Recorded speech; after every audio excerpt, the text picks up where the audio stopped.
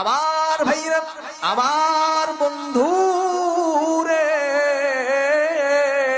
যে দেশে কোরআনুল কারীম কোন সূর্যোদয় হয় এই সময়ের আগ মুহূর্ত সময়, এক সময় যে জমিনের ভিতরে হিন্দু বৌদ্ধ খ্রিস্টান মুসলিম জাতিগুলো, আবার ভাইয়া আমার বন্ধু রে, যে সময় আল্লাহ নবী দেওয়া বিধিবিধান কোন মানুষ মানত না, ওই সময়ের ভিতরে আল্লাহ ভালোবেসে মোহাম্মত করে পাঠাইলেন নূর নবীজি মুহাম্মদুর রাসূলুল্লাহ সাল্লাল্লাহু আলাইহি ওয়াসাল্লাম। জোরে বলা যাবে আল্লাহু আকবার।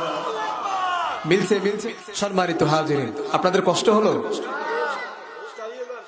আল্লাহ তাআলা এই পৃথিবীর জমিনে হাজার হাজার ওলামায়ে কেরাম, আজকে যেগুলা মানুষ ঘুরে বেড়াচ্ছে, আচ্ছা বলুন তো দেখি, বিবেকের মতো আওয়াজ দিয়ে বলেন, এই জায়গায় যদি আজ আব্দুল খালেক শরীয়তপুরি আসতো, মাগরিবের পরে যদি স্টেজে উঠে আলোচনা করতো, মানুষ কি বাইরে থাকতো না ভিতরে থাকতো?